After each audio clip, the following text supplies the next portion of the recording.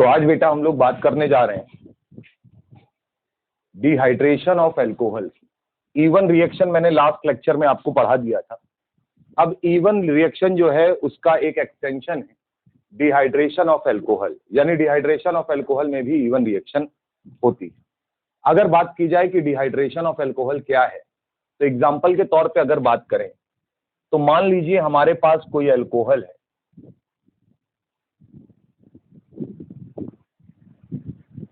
और यहां OH है, और मैंने इसको कंसंट्रेटेड H2SO4 जनरली आपको लिखा मिलेगा कि प्रेजेंस में हीट किया। तो अगर हीट किया है तो OH और H निकलेगा, क्योंकि डिहाइड्रेशन का मतलब होता है वाटर का निकलना। तो यहां से बेटा अगर वाटर निकलेगा तो प्रोडक्ट के रूप में एल्कीन बनेगा, जैसा कि इवन रिएक्शन में बन रहा था। एल्कीन का फॉर्मेशन हो रहा था और हम लोग बात कर रहे थे कि वहां पर ZF एल्कीन जो होती है वो मेजर प्रोडक्ट होता है।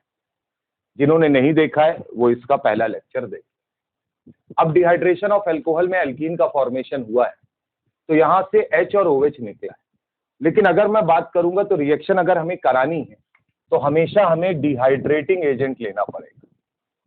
जो वाटर को निकालता है उसे क्या बोलते हैं? Dehydrating agent. ध्यान रखना है। अब अगर मैं बात करूं तो हम लोगों को पढ़ लेना है कि कौन कौन से डिहाइड्रेटिंग एजेंट अपने कोर्स में। तो अगर मैं बात करूंगा तो डिहाइड्रेटिंग एजेंट में हीट हमेशा दिया होगा, ये याद रख। डिहाइड्रेटिंग एजेंट में जो अपने को पढ़ना है उसमें आपको लिखा मिलेगा, पहला है कंसंट्रेटेड H2SO4 और हीट दिया होगा। दूसरा है कंसंट्रेटेड H3PO4 और हीट दिया होगा। तीसरा है KHSO4 और हीट दिया होगा। तो अगर ये दिया है तो आपको याद रखना है कि आप डिहाइड्रेशन कराएंगे। इसके बाद चौथा है aluminium oxide Al2O3 in presence of heat. पांचवा है P2O5 एनहाइड्रसी लेंगे इन प्रेजेंस ऑफ हीट। छठा है POCl3 phosphoryl chloride presence of heat. ये सब dehydrating agent.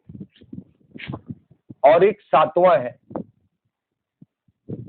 Thorium oxide THO2, हम इसे भी कंसीडर करते हैं। आपको याद रखना है, अगर आपने ये पहले तीन डिहाइड्रेटिंग एजेंट लिए, ये तो ये तीनों के तीनों इवन रिएक्शन की मैकेनिज्म को फॉलो करके वाटर निकालेंगे, डिहाइड्रेट करेंगे। अगर आपने ये चौथा, पांचवा और छठा डिहाइड्रेटिंग एजेंट लिया तो ये E2 मैकेनिज्म के थ्रू, अभी हम लोगों ने नहीं पढ़ा है तो ध्यान रखना है, E2 मैकेनिज्म के थ्रू वाटर मॉलिक्यूल निकालते हैं। थोरियम ऑक्साइड की अगर बात करते हैं तो ये E1CB एलिमिनेशन, मैंने आपको बताया था एलिमिनेशन में E1CB भी होता है, conjugate base first order elimination. E1CB के थ्रू ये करते हैं। तो अपने कोर्स में ज्यादा नहीं है, जेईई मेंस में आया, नीट में ये नहीं है। बेसिकली जो ज्यादातर यूज होगा वो कंसंट्रेटेड H2SO4 ही यूज होगा। तो ये तो डिहाइड्रेटिंग एजेंट की बात हो गई, आपको याद रखना। अब यार अगर बात करें तो मान लीजिए अगर इस तरीके से इसने डिहाइड्रेट किया है तो इसकी मैकेनिज्म क्या होगी, इसकी बात कर लेते हैं। ये ध्यान रखना है कि यहाँ पर जहां OH लगा था उसके बगल वाले कार्बन से H निकला है, अभी ऐसा लग रहा है। अगर मैं इसकी मैकेनिज्म की बात करता हूं तो मैकेनिज्म देखिएगा बेटा। सबसे पहले जो अल्कोहल है वो लीजिए, OH ग्रुप है, कंसंट्रेटेड H2SO4 अच्छा एसिड है, तुरंत ब्रेक हो जाएगा। तो कंसंट्रेटेड H2SO4 H प्लस देगा और ऑक्सीजन के पास लोन पेयर है, तो ये H प्लस इस OH के ऊपर अटैक करेगा। जैसे ही अटैक करेगा वैसे ही यहां पर OH2 प्लस टाइप का बन जाएगा। आप ओपन चेन भी ले सकते हैं, मैंने साइक्लिक लेके किया, ऑक्सोनियम आयन टाइप बनेगा। अब आपको ये याद रखना है कि ये स्टेप बहुत फास्ट होता है, ये रेट डिटरमाइनिंग स्टेप नहीं। तो ये हमारी रिएक्शन का पहला स्टेप है, यानी मैं बोल सकता हूं कि ट्रांजिशन स्टेट 1 है, ठीक है ना। और ये फास्ट स्टेप, ये स्लो स्टेप नहीं। इसके बाद अच्छा H प्लस क्यों दिया जा रहा है ये याद रखना है। OH माइनस की तरीके नहीं निकलता, बिकॉज OH माइनस, आप किनारे कहीं नोट कर सकते हैं कॉपी में, कि OH माइनस एक अच्छा लिविंग ग्रुप नहीं, OR माइनस या RO माइनस भी एक अच्छा लिविंग ग्रुप नहीं है, इसलिए हम इसे डायरेक्टली हटा नहीं सकते। अब अगर मैं बात करूंगा तो क्या ये बताइए, यहां से वाटर आसानी से निकल सकता है? तो ये हमारा स्टेप 2 होगा, जो कि स्लो स्टेप होगा, और यहां से water as a living group निकलेगा। और ये स्लो स्टेप है, इसलिए हमारी रिएक्शन का रेट डिटरमाइनिंग स्टेप भी यही है, यानी यही रिएक्शन के रेट को क्या करेगा, डिफाइंड करेगा। जाहिर सी बात है, ट्रांजिशन स्टेट 2 बनेगी और वाटर अगर यहां से निकला तो आपको दिख रहा होगा कार्बोकैटायन का फॉर्मेशन हो गया है। तो मैं यहां बोल सकता हूं कि जो इंटरमीडिएट बनता है वो इंटरमीडिएट R प्लस यानी कार्बोकैटायन बनता है। और जब भी इंटरमीडिएट बनेगा, आपको याद रखना है दोस्त, मैंने पढ़ाया है इवन मैकेनिज्म में, रीअरेंजमेंट पॉसिबल है।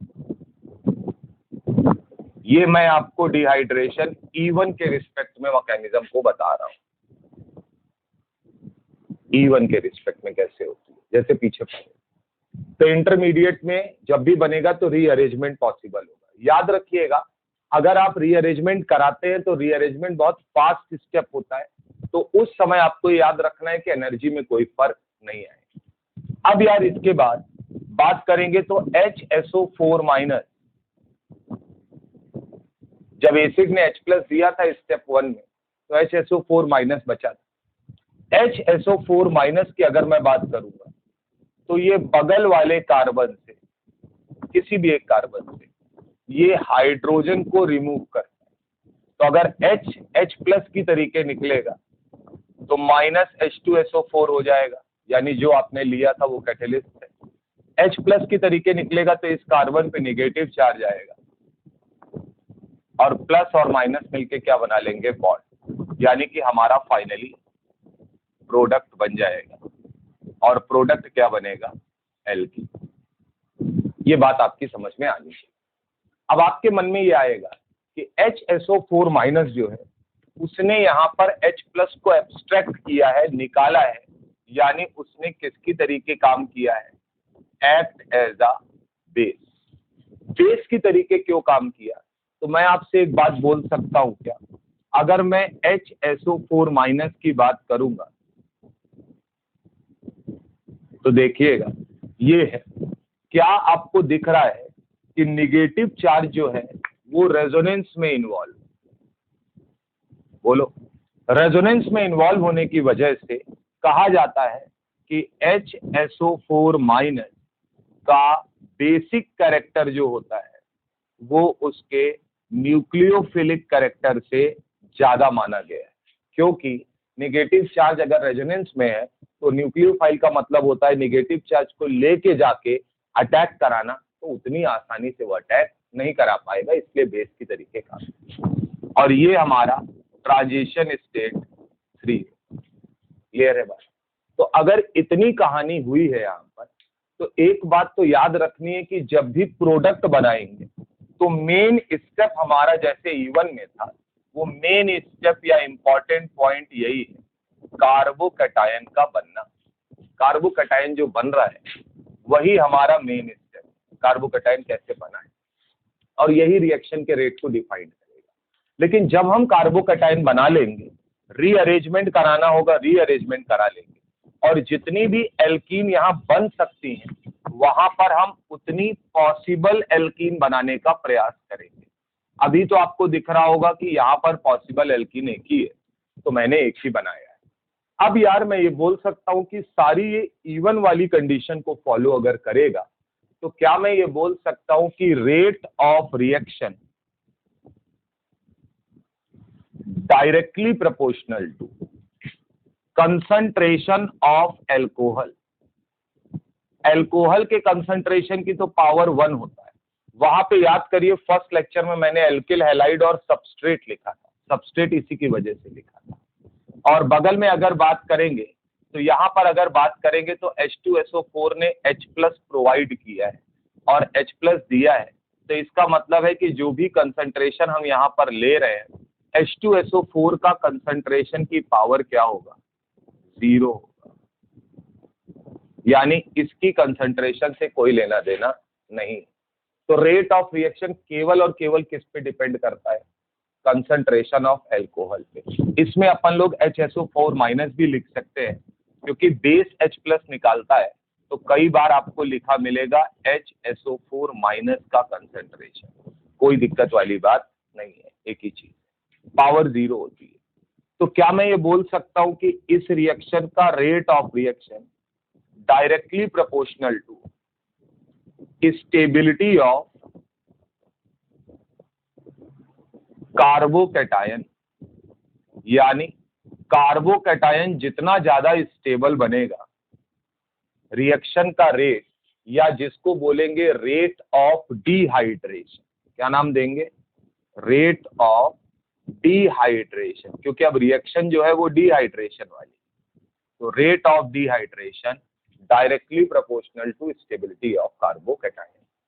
अब जरा ये बताइएगा, यहां पर अगर मैं बात करूंगा तो क्या इस रिएक्शन का जो ऑर्डर होगा वो 1 होगा, और अगर मैं रिएक्शन की मॉलिक्यूलरिटी की बात करूं तो रेट डिटरमाइनिंग स्टेप के हिसाब से, जो रेट डिटरमाइनिंग स्टेप है उसमें अगर मैं बात करूंगा तो एल्कोहल की रिस्पेक्ट में बात होगी, यानी मॉलिक्यूलरिटी भी क्या होगी, 1 होगी। तो इसका मतलब याद रखना है, ऑर्डर भी 1 होता है और मॉलिक्यूलरिटी भी 1 होती है। बाकी सारी टेंडेंसी वही है, क्या कि rate of reaction directly proportional to the leaving tendency of leaving group. तो वाटर एक अच्छा लीविंग ग्रुप है, आसानी से निकल जाए। इतनी बात तो आपको याद रखनी है। अब यार जब भी आपको सवाल करना होगा आप क्वेश्चंस करेंगे, ठीक है ना, तो क्वेश्चन आप कैसे करेंगे ये आप ध्यान रखिए, इसे आप कोने में कहीं नोट कर सकते हैं। क्वेश्चन कैसे करेंगे समझिएगा। क्वेश्चन करने का तरीका ये है कि आपको जो एल्कोहल दिया हुआ है ROH, जो एल्कोहल आपको दिया है, बात समझिएगा, उसमें सबसे पहले वाटर हटा दीजिए, यानी कि OH हटा दीजिए। OH को हटाकर क्या बनाओ, R+ बनाओ, कार्बोकैटायन बनाओ। उसके बाद रीअरेंजमेंट कराकर अगर और स्टेबल R+ बने तो बनाओ। क्या बेटा, रीअरेंजमेंट करा के पहले आप OH- भूल जाइए, OH- नहीं है तो वो हटा तो कार्बोकैटायन बनता ही, आपको याद रखना है इस रिएक्शन का इंटरमीडिएट कार्बोकैटायन, तो R+ बनेगा। फिर रीअरेंजमेंट पॉसिबल है तो रीअरेंजमेंट करा सकते हो, तो रीअरेंजमेंट करा के R+ को बना लो और स्टेबल। उसके बाद अगला स्टेप है, जिस कार्बन पे पॉजिटिव चार्ज, जिस कार्बन पे पॉजिटिव चार्ज, उसके बगल वाले कार्बन से हाइड्रोजन हटाकर जिस कार्बन पे पॉजिटिव है उसके बगल वाले कार्बन से हाइड्रोजन हटाकर पॉसिबल एल्कीन बनाओ। पॉसिबल एल्कीन क्यों बोल रहा हूं बेटा? क्योंकि कई जगह से H निकल सकेगा, तो जो भी इंटरमीडिएट बने हैं उनके बगल वाले कार्बन से H हटाकर पॉसिबल एल्कीन बनाओ। और इसके बाद मेजर प्रोडक्ट जो होगा, ये आपको प्रॉपरली नोट कर लेना है, मेजर प्रोडक्ट जो होगा वो कौन सा होगा? जो एल्कीन सबसे ज्यादा स्टेबल हो। और एल्कीन की स्टेबिलिटी हाइपर कंजुगेशन से देखी जाती है और रेजोनेंस। तो क्या रेजोनेंस वाली एल्कीन हाइपर कंजुगेशन से ज्यादा स्टेबल होती है? हाइपर कंजुगेशन का मतलब मोर एल्किल सब्स्टिट्यूटेड एल्कीन, ज्यादा एल्किल लगे। और स्टेबल एल्कीन को ही हम लोग बोल रहे थे सेटजेफ प्रोडक्ट जो होता है, जैसा कि हम लोगों ने एल्किल हैलाइड के केस में E1 में किया था, वो हमेशा स्टेबल एल्कीन होती है, यानी कि सेटजेफ प्रोडक्ट ही हमेशा मेजर प्रोडक्ट होता है, बाकी सब माइनर। इतनी बात तो आपको याद रखनी है कि आप क्या करेंगे। इसके बाद बेटा क्या है, यहां पर एक सवाल हमेशा आता है, इसका एनर्जी प्रोफाइल। जैसा हम लोगों ने वहां किया था वैसा ही यहां भी करेंगे। देखिएगा, मैं यहां पर एक ग्राफ बना रहा हूं, वाई एक्सिस पे मैं एनर्जी रख रहा हूं,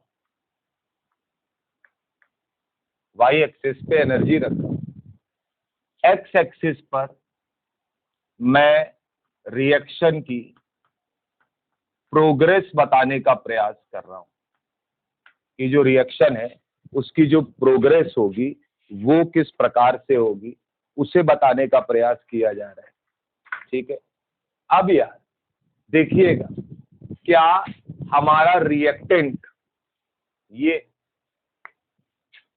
यहां से हमने स्टार्ट किया था, ये हमारा क्या था? रिएक्टेंट था। बोलो बेटा, अब अगर रिएक्टेंट की बात करेंगे तो ये पूरा प्रोसेस, क्योंकि क्या हुआ है? डिहाइड्रेशन। ये हम किसके लिए बना रहे हैं? डिहाइड्रेशन ऑफ अल्कोहल के लिए। तो क्या आपको याद रखना है कि डिहाइड्रेशन ऑफ अल्कोहल जो होता है उसका डेल्टा H, क्योंकि E1 में हम लोगों ने बात की थी, पॉजिटिव होता है, यानी एक ऐसा प्रोसेस होगा एंडोथर्म। बताने की जरूरत नहीं है क्योंकि हीट हम लोग इसीलिए ले रहे हैं। तो डेल्टा H पॉजिटिव होगा, तो इसका मतलब रिएक्टेंट की जो एनर्जी होगी, अगर मैं उसे यहां कहीं मान रहा हूं, बात समझना, तो रिएक्टेंट का मतलब है कि मैं यहां पर ये अल्कोहल ले रहा हूं। बोलो बेटा, तो जो प्रोडक्ट बनेगा, तय बात है, उसकी एनर्जी जो है वो हम लोग इससे ऊपर मानेंगे, यानी यहां कहीं मैं मान रहा हूं, तो इससे हम बना रहे हैं एल्कीन, यानी ये हमारा इस रिएक्शन का क्या है? प्रोडक्ट। ये हमने क्या लिया था? रिएक्टेंट लिया। ठीक बात। आइएगा, एनर्जी प्रोफाइल देखिएगा।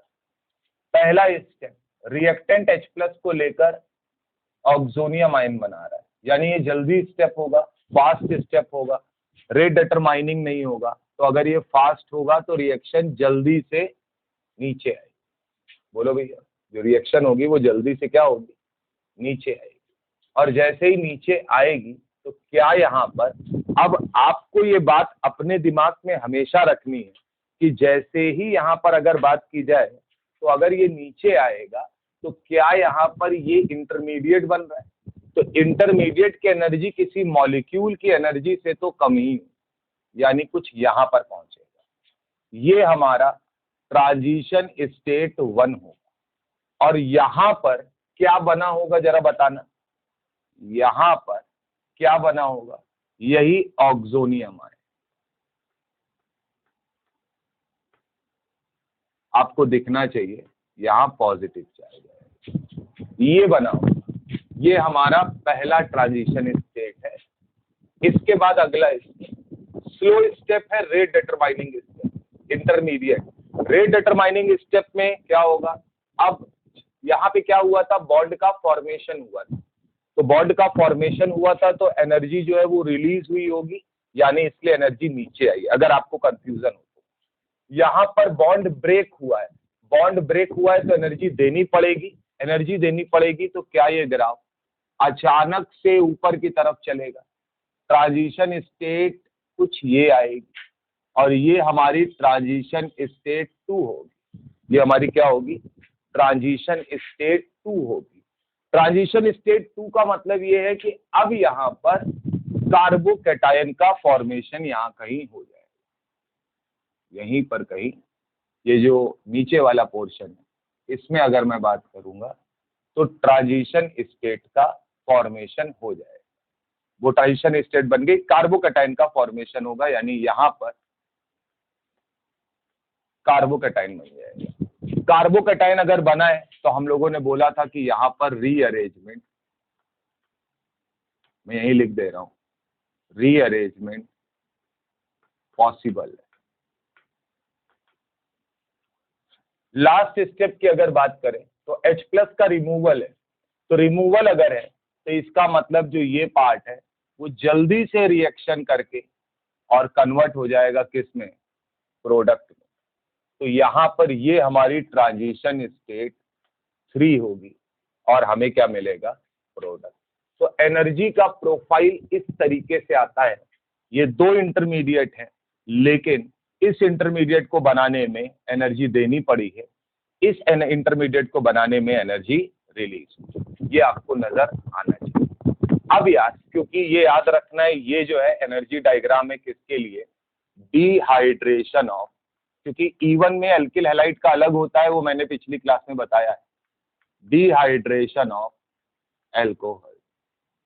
आपको याद रखना है, अगर आप E1 मैकेनिज्म के थ्रू इसको कर रहे हैं तो आपको याद रखना है इस तरीके से बनता है, यानी वहां 2 ट्रांजिशन स्टेट थे, यहाँ 3 ट्रांजिशन स्टेट। अब यार ये प्रोसेस एंडोथर्मिक क्यों है, ये कैसे पता चलेगा, ये प्रोडक्ट की एनर्जी होगी, बोलो, ये रिएक्टेंट की एनर्जी होगी, इनके बीच में ये गैप आपको दिख रहा होगा, प्रोडक्ट की एनर्जी रिएक्टेंट की एनर्जी से ज्यादा है, यानी यहाँ पर जो डेल्टा H है वो डेल्टा H हर हालत में पॉजिटिव है, यानी कि ये कैसा प्रोसेस है, एंडोथर्मिक प्रोसेस। कैसा प्रोसेस है, एंडोथर्मिक प्रोसेस है, हीट हमेशा आपको देनी पड़ेगी। ये बात आपको, इतनी बात तो कम से कम याद ही रखनी है, क्योंकि बिना इसके कुछ भी होने वाला नहीं। क्लियर है बात। अब यार सारी कहानी वही, अब अगर आपसे कभी पूछा गया कि आपको क्या करना है, तो जैसा मैंने बताया है, मान लीजिए मैं भी सवाल आपको कराऊंगा एग्जाम्पल के तौर पे। अच्छा, E1 में हम इन तीनों को पढ़ रहे हैं, कंसंट्रेटेड H2SO4 हीट दिया हो, कंसंट्रेटेड H3PO4 हीट दिया हो, KHSO4 हीट दिया हो, इनकी बारे में बात बाद में करेंगे, अभी E1 मैकेनिज्म के थ्रू पढ़ रहे हैं। मान लीजिए, देखिएगा, मान लीजिए मैंने आपके सामने एक ये अल्कोहल दिया, यहाँ पे CH3, बात समझिएगा, और मैंने आपसे कहा कि बेटा अगर मैं हीट करता हूं कंसंट्रेटेड H2SO4 की प्रेजेंस में, तो पॉसिबल एल्कीन बता दो क्या क्या बने। आइए, क्या लिखा है, एल्कोहल दिया है, पहले क्या बनाओ, OH हटाकर R प्लस बनाओ। तो ये बताओ, जहां OH दिया है आप इस OH को कट करके सबसे पहले दोस्त क्या करेंगे, कार्बोकैटायन बनाएंगे।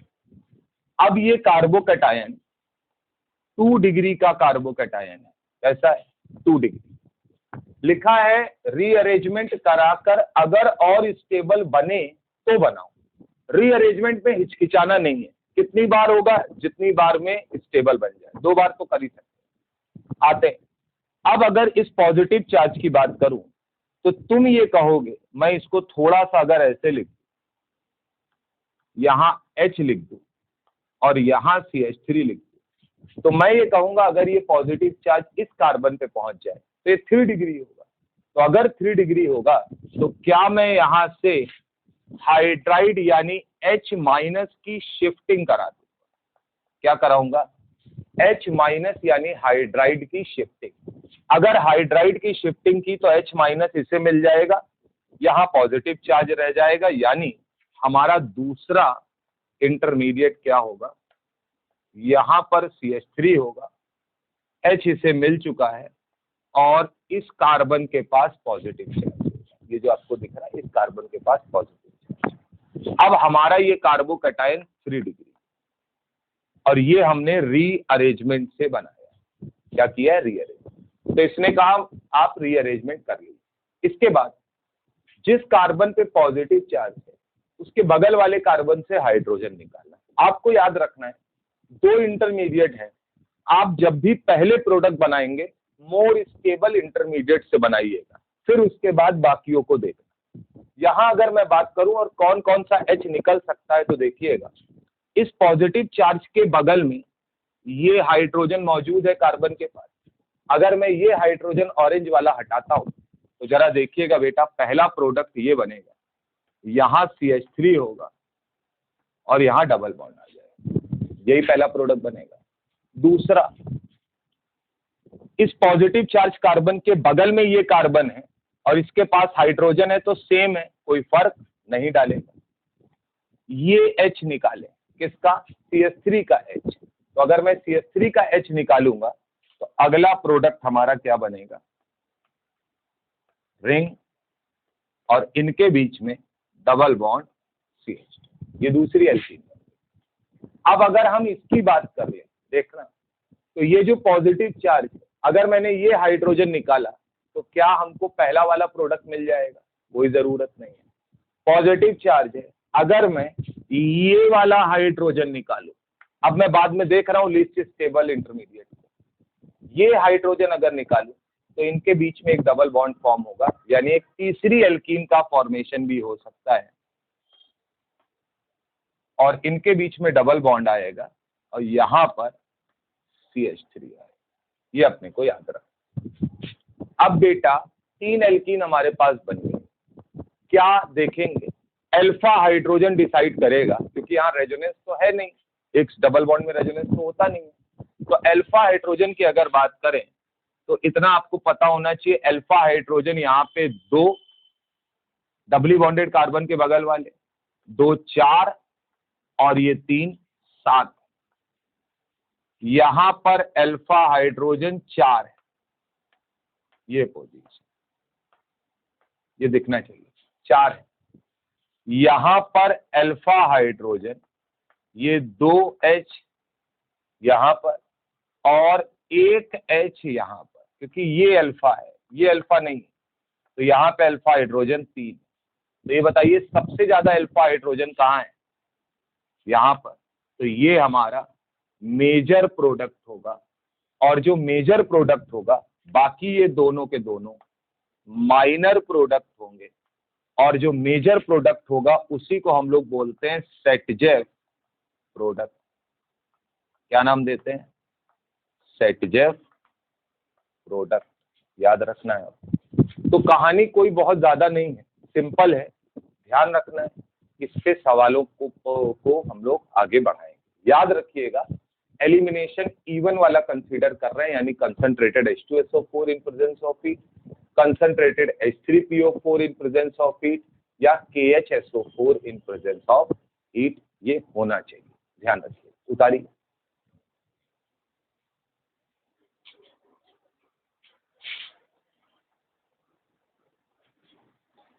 चलते हैं बेटा, कुछ सवाल कंसीडर करते हैं। पहला सवाल है, compare the rate of dehydration with concentrated H2SO4। अब एक बात मुझे बता दो, rate of dehydration directly proportional to stability of carbocation. Carbocation जितना ज्यादा स्टेबल बनेगा, रेट ऑफ डिहाइड्रेशन उतना ज्यादा होगा। तो हम क्या करें, सबसे पहले सबसे कार्बोकैटायन बना लेते हैं, यानी OH हटा के वहां पॉजिटिव चार्ज ले आते हैं। जहां पर कार्बोकैटायन सबसे ज्यादा स्टेबल होगा वो सबसे पहले डिहाइड्रेट होगा, यानी कि वाटर दे देगा। और जहां पे कार्बोकैटायन सबसे बेकार होगा, सबसे कम स्टेबल होगा, वो सबसे बाद में डिहाइड्रेशन देगा या नहीं भी देगा। आते हैं, OH हटाया अगर तो इंटरमीडिएट फॉर्म होगा, ये दिखना चाहिए, यहां पर इंटरमीडिएट फॉर्म होगा, ये यहां पर OH हटाते ही इंटरमीडिएट फॉर्म होगा, ये, और यहां पे OH हटाते ही इंटरमीडिएट फॉर्म होगा, ये। देखिएगा, अब एक एक करके बात करते हैं। अगर मैं बात करता हूं पहले की, तो क्या ये पॉजिटिव चार्ज, इसके बगल में हाइड्रोजन है यानी अल्फा हाइड्रोजन, ये हाइपर कॉन्जुगेशन से स्टेबलाइज हो रहा है, ठीक है भाई। और स्टेबिलिटी ऑफ कार्बोकैटायन में हम लोगों ने पढ़ा था कि जो रेजोनेंस का इफेक्ट होता है वो हाइपर कॉन्जुगेशन से हमेशा ज्यादा होता है। रेजोनेंस स्टेबलाइज स्ट्रक्चर ज्यादा स्टेबल माने जाते हैं। यहां आते हैं, double bond single bond positive charge, resonance से स्टेबलाइज है। Double bond single bond double bond एक conjugation, double bond single bond positive charge दूसरा कॉन्जुगेशन, यानी ज्यादा एरो दिख रहे हैं, यानी ये भी रेजोनेंस से है लेकिन ज्यादा रेजोनेंस। बोलो, तो इन तीनों में अगर बात करें तो सबसे ज्यादा स्टेबल ये है, उसके बाद ये है, और उसके बाद ये है, क्योंकि यहाँ रेजोनेंस ज्यादा है, यहाँ कम है, और यहाँ रेजोनेंस नहीं है, हाइपर कॉन्जुगेशन। बेंजीन रिंग पे अगर पॉजिटिव चार्ज आएगा या निगेटिव चार्ज आता है तो ये हाईली अनस्टेबल होता है। तो इसका मतलब आप ये मान के चलिए कि ऐसा अल्कोहल कभी भी डिहाइड्रेशन नहीं करेगा, ये आप नोट कर सकते हैं, यानी फिनॉल डिहाइड्रेशन नहीं करता है। तो अब आंसर बताइए, सबसे ज्यादा स्टेबल कार्बोकैटायन कहाँ बना है? सी में, उसके बाद बी में, फिर ए में, और उसके बाद डी में। तो वही हमारा स्टेबिलिटी का कार्बोकैटायन का ऑर्डर होगा, जो कि रेट ऑफ डिहाइड्रेशन होगा। तो आंसर क्या जाएगा? सबसे ज्यादा सी, उसके बाद बी, फिर ए, और फिर डी। ये हमारा पहले सवाल का आंसर। ठीक, दूसरे सवाल में भी वही काम करना है। तो अगर वही काम करना है तो आते हैं और सबके कार्बोकैटायन बना लेते हैं। तो अगर मैं OH हटाऊंगा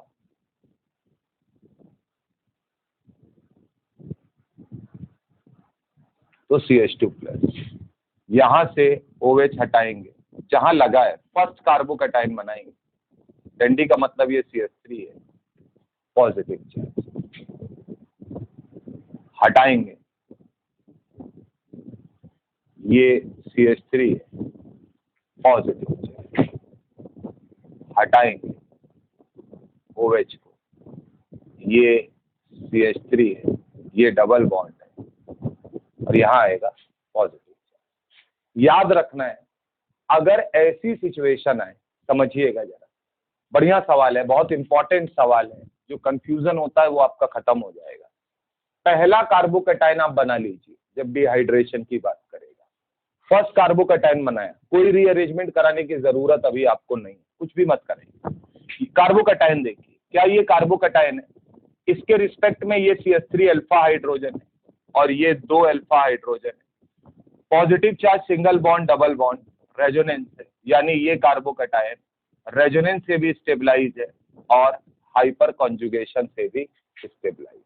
बोलिए, सी पार्ट में आते हैं। ये पॉजिटिव चार्ज है, इसके बगल में ये 2 हाइड्रोजन, ये 2 हाइड्रोजन, और ये 3 हाइड्रोजन, यानी कि हाइपर कॉन्जुगेशन केवल है, और अल्फा हाइड्रोजन की जो संख्या है वो 2, 2, 4 और 3, 7 है। यहां आते हैं, पॉजिटिव चार्ज है, बगल में ये 2 हाइड्रोजन और 1 हाइड्रोजन यहां पर है, यानी हाइपर कॉन्जुगेशन से स्टेबलाइज है, और अल्फा हाइड्रोजन 3। यहां आते हैं, ये कार्बोकैटायन है, केवल एक हाइड्रोजन ही अल्फा हाइड्रोजन, हाइपर कंजुगेशन है अल्फा हाइड्रोजन 1। जब सेम टाइप के इस तरीके के स्ट्रक्चर आएंगे तो आसान है मामला, सबसे ज्यादा स्टेबल कार्बोकैटायन डी होगा, उसके बाद सी होगा, फिर बी होगा और फिर ए होगा, क्योंकि आपको याद रखना है हाइपर कंजुगेशन देखना है, कोई रीअरेंजमेंट कराने की जरूरत नहीं। आंसर क्या जाएगा? डी, सी, बी और फिर डी। सबसे लीस्ट स्टेबल जो होगा वो कौन होगा? ए होगा। ये बात आपको याद रखनी है, क्योंकि वहां पर हाइपर कॉन्जुगेशन जो है वो हमको बहुत ही कम मिल रहा है। तो ये हम लोगों ने दूसरा सवाल किया। अब यार रेट ऑफ डिहाइड्रेशन आपको समझ में आ गया है, स्टेबिलिटी ऑफ कार्बोकैटायन से ही करना होता है। आइडेंटिफाई प्रोडक्ट मेजर और माइनर, यानी अब हमें अंत तक जाना है। तो मैंने अभी आपको पीछे लिखवाया था क्या, OH हटाकर पॉजिटिव चार्ज बना लीजिए। तो अगर मैं कार्बोकैटायन बनाऊंगा तो क्या यहाँ ये CH2 लिखता हूं और पॉजिटिव चार्ज, जिससे आपको नजर आए ये फर्स्ट कार्बोकैटायन बना है। क्या ये कार्बोकैटायन 1 डिग्री कार्बोकैटायन? और अगर 1 डिग्री कार्बोकैटायन है तो क्या मैं यहां से H यानी कि हाइड्राइड शिफ्टिंग इसके रीअरेंज कर सकता हूं? क्या शिफ्ट करूंगा? H माइनस शिफ्ट करके इसे 2 डिग्री बना सकता हूं। तो जैसे ही मैं हाइड्राइड शिफ्ट करूंगा, इस कार्बन को H प्लस वो H माइनस की तरीके निकलेगा, तो इससे मिलेगा तो ये CH3 हो जाएगा और यहाँ पर आ जाएगा पॉजिटिव चार्ज, और ये हमारा बन गया है CH3। इसको मैंने ऐसे लिखा, और ये कार्बोकैटायन 2 डिग्री। जाहिर सी बात है, ज्यादा इसके प्रोडक्ट बनाना है, इसके आगे शिफ्टिंग कराने का कोई मतलब नहीं। अब कार्बोकैटायन बन गया, रीअरेंजमेंट करा लिए, पॉसिबल एल्कीन बना लिए।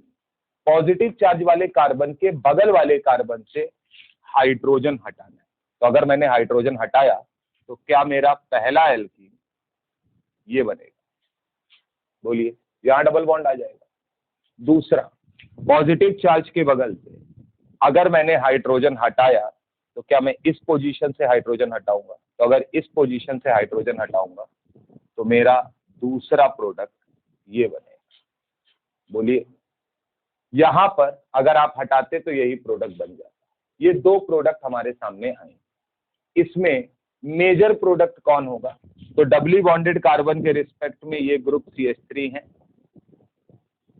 और अल्फा हाइड्रोजन है, यानी यहाँ अल्फा हाइड्रोजन 6 है।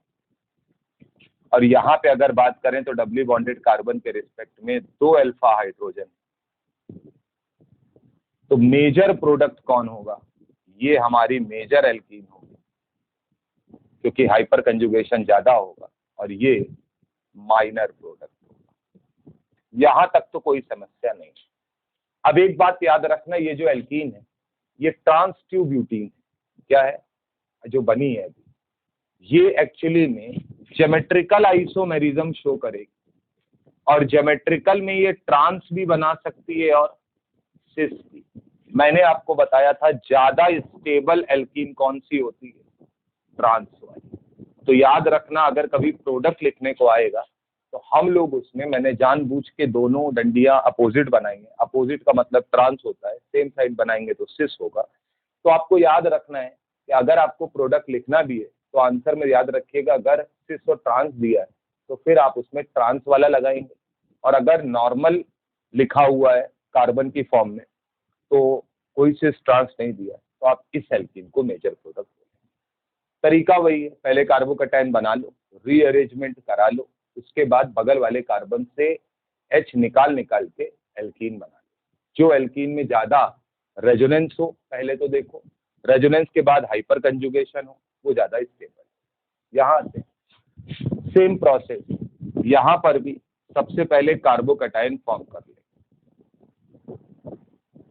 CH2 प्लस, ये भाई साहब CH3, ये CH3, ये CH3, पहला कार्बोकैटायन बन गया। ये कार्बोकैटायन 1 डिग्री होगा, हमें इसे और स्टेबल बनाना है, तो हम यहाँ पर CH3 माइनस की शिफ्टिंग करेंगे। क्यों?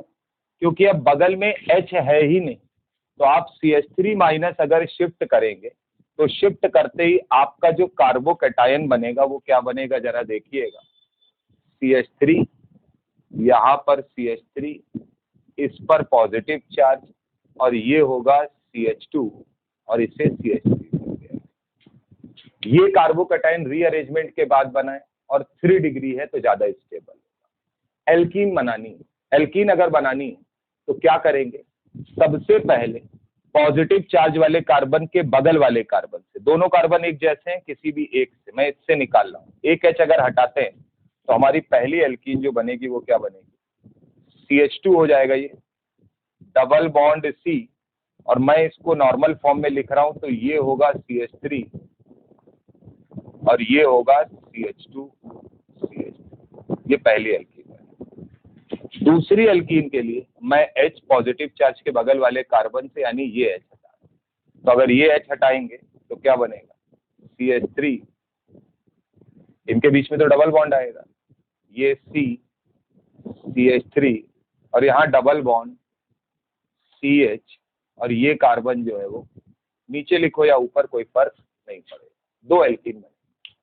एल्कीन में रेजोनेंस तो नहीं है, हाइपर कंजुगेशन अगर चेक करें तो 3 हाइड्रोजन ये हैं बगल वाले कार्बन के, 2 ये हैं, यानी अल्फा हाइड्रोजन टोटल कितने हैं, 5 है।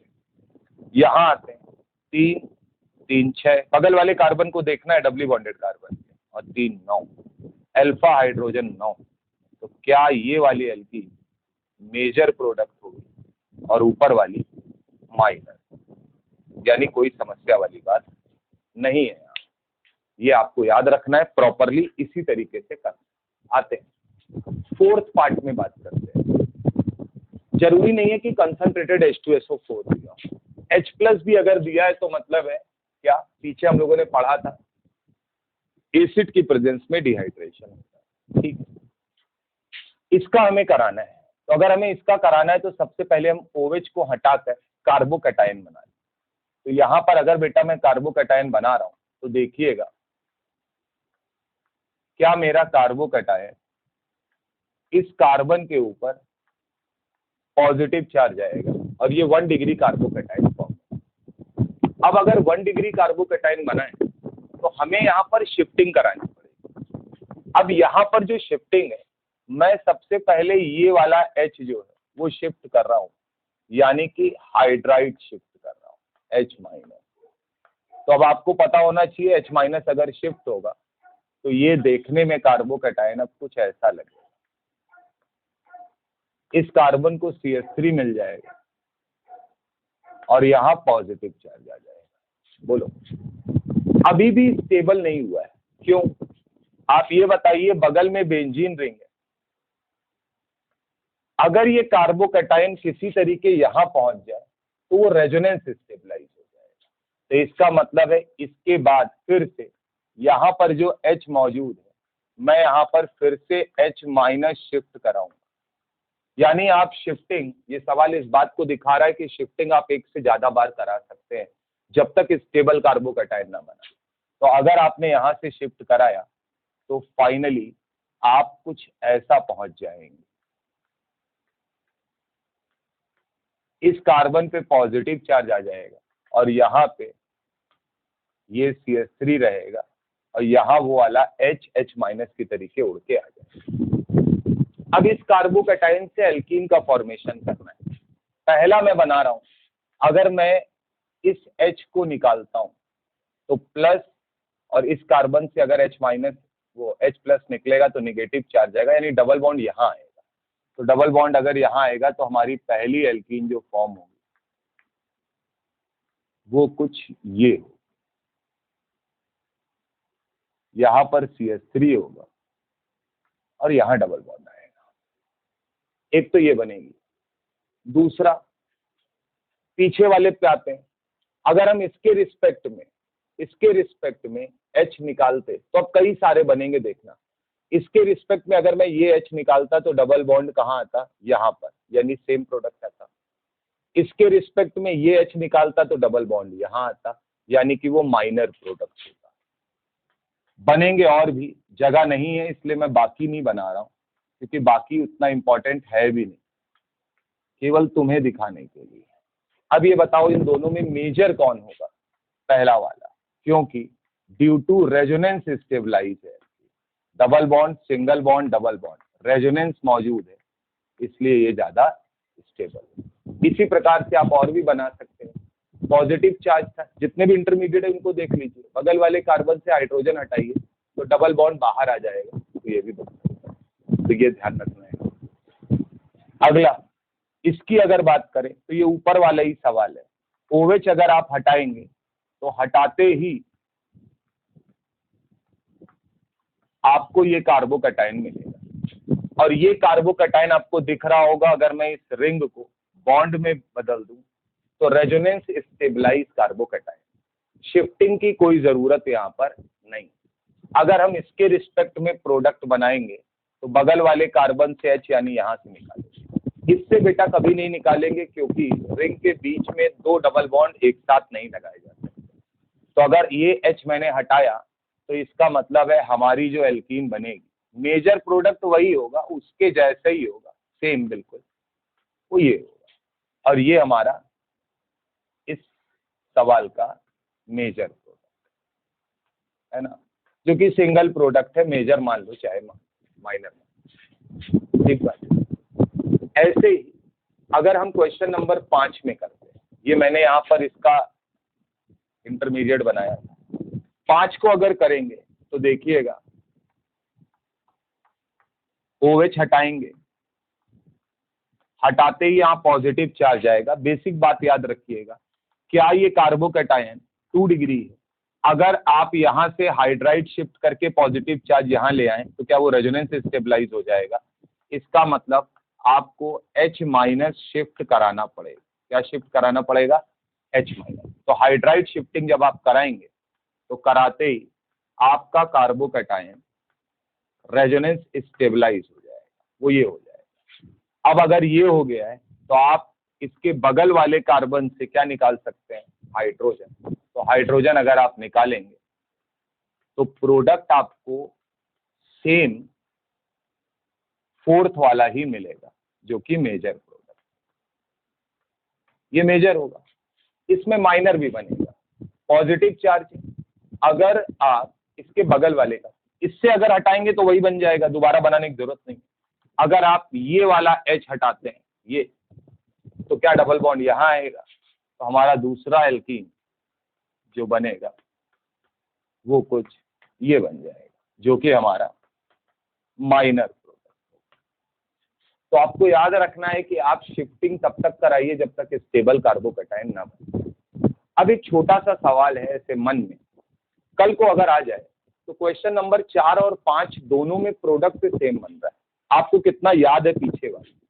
अगर मैं कहता हूं रेट ऑफ डिहाइड्रेशन, ROD का मतलब रेट ऑफ डिहाइड्रेशन, 4 में ज्यादा होगा कि 5 में ज्यादा होगा? सोच समझ के जवाब दीजिएगा। अब आप कहेंगे 4 में अगर प्रोडक्ट देखोगे मेजर तो वही बना है जो 5 में बना है। याद रखना, अगर दो अल्कोहल या 2 से ज्यादा अल्कोहल ऐसे हैं जिनमें सेम मेजर प्रोडक्ट बन रहा है, इसको नोट कर लीजिए, सेम मेजर प्रोडक्ट बन रहा है, तो ज्यादा रेट ऑफ डिहाइड्रेशन उस अल्कोहल का होगा जो पहली बार में सबसे ज्यादा स्टेबल कार्बोकैटायन देगा। तो ये बताइए, इसने पहली बार में रेजोनेंस स्टेबलाइज कार्बोकैटायन दिया था, और इसने पहली बार में नहीं बल्कि रीअरेंजमेंट के बाद स्टेबल कार्बोकैटायन दिया है। तो याद रखिए, रेट ऑफ डिहाइड्रेशन 4th वाले का 5th वाले से ज्यादा होगा। एक अच्छा सवाल है, आ सकता है। क्वेश्चन नंबर 6 में आते हैं, अपने बेसिक पे रहते हैं। रिंग है, यहां पर CH2 होगा, OH हटाया और कार्बोकैटायन बनाया। अब आपको याद आना चाहिए, मैंने रिएक्शन मैकेनिज्म में पढ़ाया था, हमें कार्बोकैटायन को रीअरेंज करना है। क्या करना है? रीअरेंज करना। तो अगर आपको रीअरेंज करना है तो आपको याद रखना है, 4 कार्बन की अगर साइकिल है तो वो 5 कार्बन में कन्वर्ट हो सकती है। तो यहाँ पर कार्बोकैटायन की शिफ्टिंग जो होगी उसमें हम लोग यूज करेंगे रिंग एक्सपेंशन। क्या यूज करेंगे? Ring expansion. तो अगर रिंग एक्सपेंशन होगा तो वो कैसे होता है देखिएगा। इन दो कार्बन, ये जो दो ऑरेंज वाले आपको कार्बन दिख रहे हैं, इन दो कार्बन में इस तरीके से बॉन्ड ब्रेक होता है। तो अगर इस तरीके से बॉन्ड ब्रेक हुआ तो इस कार्बन को पॉजिटिव चार्ज मिलेगा, इसको नेगेटिव मिलेगा। अब जिसे नेगेटिव मिला, ये एरो वाला, इसके ऊपर इस पॉजिटिव चार्ज का अटैक होकर साइकिल का फॉर्मेशन होगा। तो क्या ये रिंग ओपन हो गई और 5-4 की बजाय 5 की रिंग बन गई है। तो ये बेसिकली कुछ इस तरीके से आपको कार्बोकैटायन यहाँ पर दिखेगा, 5 का कार्बोकैटायन बनेगा। तो यहाँ पर हम रिंग एक्सपेंशन करा सकते हैं और कराते हैं। अब बेसिक बात, 2 डिग्री कार्बोकैटायन ही बनाए। आप कहेंगे 2 डिग्री पहले भी था, वो सॉरी पहले 1 डिग्री था, यहाँ ले आते तो 3 डिग्री बन जाता, तुमने 3 डिग्री क्यों नहीं बनाया। याद रखना, शिफ्टिंग अगर करानी है, शिफ्टिंग और एक्सपेंशन में, एक्सपेंशन अगर पॉसिबल है तो 4 से 5 में, 5 से 6 में आप आराम से एक्सपेंशन करा सकते हैं, उसमें कोई दिक्कत नहीं। तो आप एक्सपेंशन को ज्यादा फेवर करेंगे, ज्यादा तवज्जो देंगे, ये याद रखना। तो अगर ये कार्बोकैटायन बना है तो मैं इनमें से कहीं से भी एच हटा दूं, जो एल्कीन बनेगा वो यही बनेगा। और ये एल्कीन बन रहा है तो ये हमारा क्या होगा, मेजर प्रोडक्ट होगा। अब माइनर अगर बनाना है तो इस कार्बोकैटायन के बगल वाले कार्बन से, क्योंकि ये तो पहले बना था, बगल वाले कार्बन से हाइड्रोजन हटाते। तो अगर आप हटाते तो क्या आप ये बनाते, double bond CH2, double bond बाहर बनता। बोलो बेटा, ये आपको याद रखना है। तो इस तरीके से यहाँ पर कई सारी एल्कीन बनेंगी। बहुत सारे लोग इस पॉजिटिव चार्ज को अंदर ले आएंगे, शिफ्ट करा के, शिफ्ट करा लीजिए, वो सारे एल्कीन जितने भी यहाँ पर बनते जाएंगे वो सारे एल्कीन कैसे होंगे, माइनर प्रोडक्ट।